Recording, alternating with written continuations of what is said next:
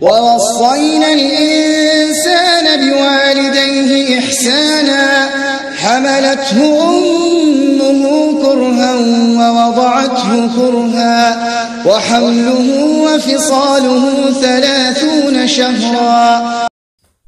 بسم الله الرحمن الرحيم.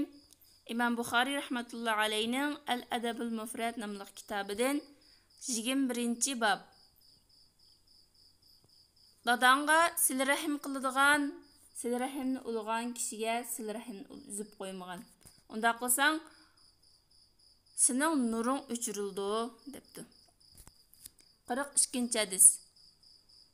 Sa'd ibn Zuraqa xabar berib, uning dadisi shundoq degan. Men payg'ambar sallallohu alayhi vasallamning masjidida Amr ibn Osman bilan o'tirgan edim. Bizning yanimizdan Abdullah ibn Salam o'zining qarindishining o'g'liga yo'langan holda qishimizdan o'tdi.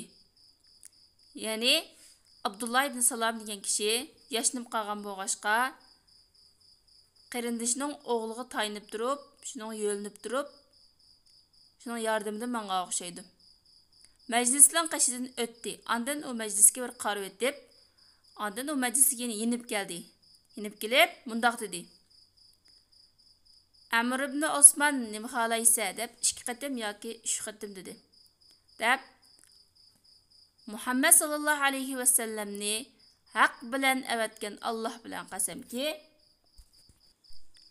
jazman cho'qim Allohning kitobida mundaq deb kelgan deb 2 qatim dedi. Ya'ni qayta bu gapini 2 qatim takrorladi degan gapga. La taqta man kana yasilu abak.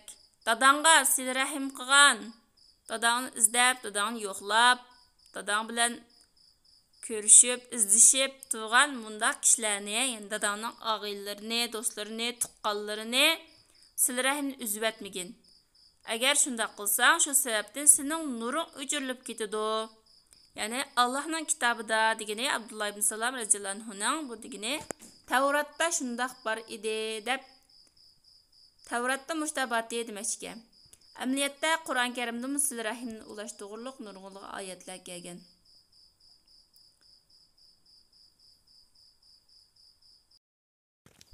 Jigirim 2. bab. Do'stlik yoki mehr muhabbat miras ilindi. 43. hadis. Abu Bakr ibn Hazmdan rivoyat qilindiki va payg'ambar sallallohu alayhi vasallamning sahobalarining qatoridan bo'lgan bir kishidan rivoyat qilindiki, u mundaq degan. Sana payg'ambar sallallohu alayhi vasallamning innal wudda yutawarasu, mehr muhabbat yoki do'stlik miras ilindi degan mushu so'zi san kifoya qildi degan. Bu hadisni Albani da'if degan. Ammo ma'nosi to'g'ri, mazmun to'g'ri. Ya'ni bu nim degan gap deganda ota-ona o'zining ota-onasiga mehr shafqat, mehr muhabbat ko'rsatib, silrahimni ulg'an bo'lsa, mehr muhabbatlik bo'lgan bo'lsa va farzandlarga, urug' tuqqanlarga mehr muhabbatlik bo'lgan bo'lsa, bu ota-onaning shu mehr shafqat ko'rsatishidan iborat. Bu do'stligi va mehr muhabbati farzandlarga miras qoladi. Shuning bilan farzandlarmi ota-onasidan boshqalarga mehr shafqat qiladigan va silrahimni ulaydigan go'zal xuluq, go'zal axloqni o'rganib, o'zining bolalariga mehr muhabbat qiladi va ota-onasiga mehr shafqat ko'rsatib silrahim ulaydi va urug' tuqqanlarga silrahim ulaydi degan gap. 23. bab.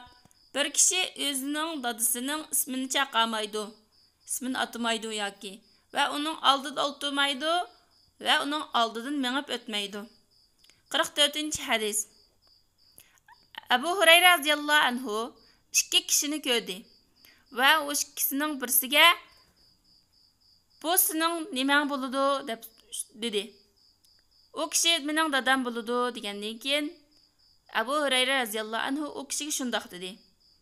Sen o kishini, ya'ni dadangni ismi bilan atamag'in va uning oldidan mangmag'in va uning oldi tarafida o'ltamag'in. Isnodi sahih hadis. Ya'ni odatda chaqa vaqtida ey palani, pustani deb ismini bevosita mundaq chaqamag'in va oldidan mengib o'tmagan bunday qilsang adabsizlik bo'ladi va oldi tarafidami adabsizlik qilib bunda o'ltamag'in demoqchi. 24 bab. Dadısını künyəsi bilan chaqiramdı, ya'ni palonining dadisi, pustonining onasi degandek dadisi yoki opasini shundoq chaqiramdi debdi. Oldingi babda dadisining ismini atamdi debdi ekan. Endi bu babda Imom Buxoriy rahmatullohi alayh künyəsi bilan atası qandaq bo'ladi dadisini debdi. Onasi o'xshash. Shahr ibn Hushab degan kishini rivoyat qildiki, biz Abdullah ibn Umar radhiyallohu anhu bilan birga chiqqan edik. Shuningdek keyin uningga Salim munda dedi. Ya'ni Abdullah ibn Umar radhiyallohu anhuning o'g'li Salim namoz Abu Abdurrahman debdi. Ya'ni Abdullah ibn Umar radhiyallohu anhuning kunyati Abu Abdurrahmanga. Shu o'g'li Abdullah deb chaqirmabdi, lekin Abu Abdurrahman namoz deb namozning ishi bilan dadisini tovlaydigan bo'lib qilib kunyasi bilan chaqiribdi. Abdullah ibn Umar radhiyallohu anhu katta sahoba. O'g'lining dadisini kunyasi bilan chaqirgan ish agar xato bo'lgan bo'lsa yoki adabsizlik qatoriga kiradigan bo'lsa, o'g'lim bu ishing adabsizlik bo'ldi deydi. Yoki uning atrofidagi odamlar dadangni bunda kunyasi bilan chaqirsang adabsizlik bo'ladi, dadangni kunyasi bilan chaqirmag'in, dada deb turib chaqirgin deydi. Shunga bularning Abdullah Umarning o'g'li Salimninki bu ishi qarta hech qanday raddiya qaytarmaganligi, dadasi yoki onasini kunyasi bilan chaqirsa yoki kunyasi bilan atsa, palonining dadasi yoki pustonining onasi deb atsa, durust bo'lganligini ko'rsatadi. 46 hadis. Abu Abdullah shunday deydi, ya'ni Buxoriy rahmatullohi alayh. Bizga bizning ashablarimiz hadis so'zlab berdi va Ki'atin Sufyandan Abdullah ibn Dinardan Abdullah ibn Umardan hadis so'zlab shunday dedi. Abdullah ibn Umar radhiyallohu anhu hadis so'zlab deb yoki boshqalarga gap qilib o'tib shunday debdi. Lekin Abu Hafs Umar hukm qilgan, shunday hukm qilgan deb Umar ibn Xattob yoki Umar deb lam bevosita demasdan Abu Hafs Umar deb kunyasini qo'shib bildi degan. Ya'ni bu adab axloq, dadisiq bo'lgan hurmat va adab yuzasidan kunyasi bilan bildi chaqirgan. Ya'ni ismini bevosita chaqirsa adabsizlik bo'ldi, lekin kunyasini chaqirsa dadisining yoki opasining palonining dadisi yoki pustonining onasi deb turib kunyasi bilan chaqirsa u chaqda adabsizlik bo'lmaydi demoqchi. 25 bab sil-rahimning farz ekanligi. Kulayb ibn Manfa'a degan kishi shundoq dedi. Bovam dedi deydi bu kishi. Ey Allohning payg'ambari sallallohu alayhi va sallam, kimga yaxshilik qilma degandan keyin payg'ambar sallallohu alayhi va sallam onangga va dadangga va singlingga, ochangga, ya'ni qiz tuqqanlaringga va o'g'il tuqqanlaringga, akangga yoki iningga va shuningga ulashib, uningdan keyin yoki seni qulluqdan ozod qilgan xo'jayiningga. Bu farz bo'lgan bir haqdir. Vacib bo'lgan, ya'ni farz bo'lgan haq va olinish tegishli bo'lgan sil rahimdir. Da payg'ambar sallallohu alayhi va sallam shundoq dedi. Ya'ni dadisi va onasiga sil rahim qilib, qiz qarindoshlarga va o'g'il qarindoshlarga sil rahim qilgandan keyin yana sil rahim ulashga tegishli bo'lganlardan qulluqdan ozod qilgan xo'jayiniga sil rahim qilish kerak. Qulluqdan ozod qilgan xo'jayiningmi uning ustida nurg'un haqlari bor, chunki uni qulluqdan ozod qildi, hurlikka erishtirdi. Shuning uchun uning sil rahim qilish kerak demoqchi. 48 hadis. Abu Hurayra radhiyallohu anhudan rivoyat qilindiki, u mundaq deydi. Bu oyat nozil bo'lgan chaqda, ya'ni va anzir ashiratakal aqrabin. O'zingning yaqin bir tuqqanlaringni, yaqin qavmingni, yaqin qarindoshlaringni ogohlantirgin degan chaqda payg'ambar sallallohu alayhi va sallam turib bundan nido qildi.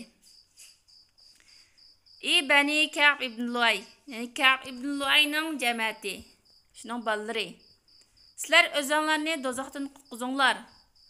Ey Abdumanaf bolalari, ya'ni Abdumanaf jamoatidagilar, o'zinglarni dozoqdan qutqizinglar. Ey bani Hashim, Özüңlarni dozaqdan qutquzunglar. Ey Bani Abdulmuttallib, özüңlarni dozaqdan qutquzunglar. Ey Muhammadning qizi Fatima, ya'ni o'zining qizini demoqchi. O'zingizni dozaqdan qutquzing. Chunki men sizga Alloh taoladan hech qanday bir narsaga ega bo'la olmayman. Ya'ni qiyomat kuni men payg'ambar bo'lsam-mu, garchi qiyomat kuni ne qizimga, ne urug' tuqqanlarimga hech qanday bir foyda ziyon yetkazolmayman demoqchi ekan. Lekin men hamda qiyomat kuni hech qanday narsaga ega bo'la olmayman. Ammo bu dunyoda demoqchi endi. Bu dunyoda men sizlarningki mening ustimda tuqqandochilik haqqinglar bor. Men bu tuqqandochilikningki sabablari bilan bu tuqqandochilikni ulayman. Ya'ni uni o'llik bilan o'llayman degani. Men bu tuqqandochilikni sabablari bilan ulayman. Sizlar rahimni uzib qo'ymayman garchi mayli musulmon bo'linglar yoki musulmon bo'lmanglar. Men bu sizlar rahimni ulayman. Demoqchi ekan. 26-bob sizlar rahimni ulashning bobi.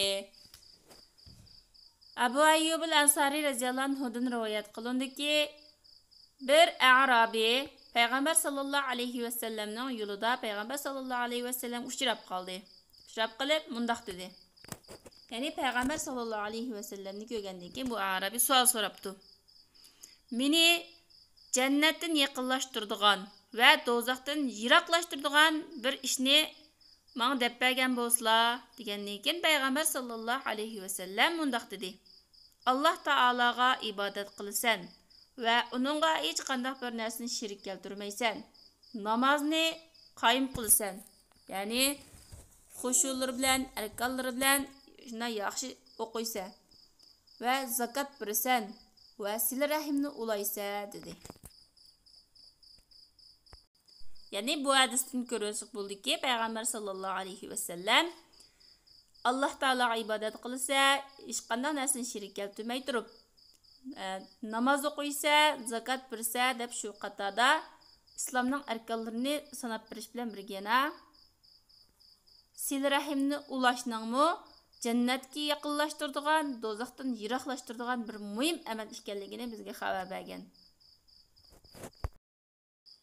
50-chi hadis. Abu Hurayra radhiyallohu anhu rivoyat qilindiki, Payg'ambar sallallohu alayhi va sallam shunday degan: Alloh azza va jalla mahluqotlarni yaratishdan farig' bo'lgan chaqda silah rahim o'rnidan turdida Alloh taolo bo'ldi, o'ltira yoki bo'ldi qiladi degandan keyin silah rahim bu sen bilan üzülishdan panoh tilguchining surishi yoki o'rni dedi.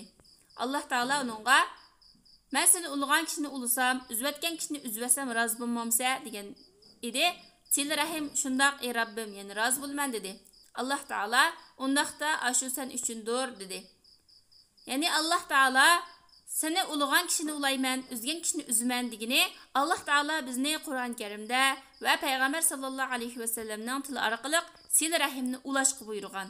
Silah rahimni ulug'an vaqtimizda, beshimizga kun tushgan vaqtida bizning atrofimizda bizni qo'llab, quvvatlab turadigan kishilarni bayqaymiz.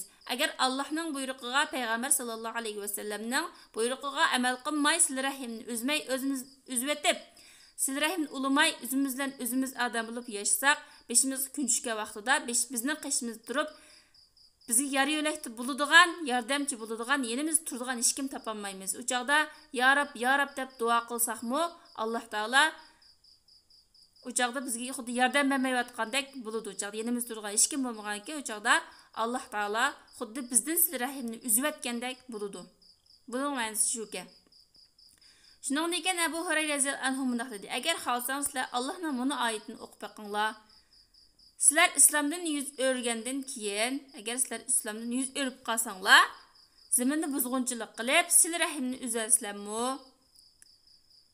Ya'ni islomdan yuz o'rib ketgandan keyin u chaqda zaminda buzg'unchilik qilib, silah rahimni uzutasizlarmi? Mush oyatni o'qib boqinglar debdi. Subhanakallahumma bihamdika ashhadu an la ilaha illa anta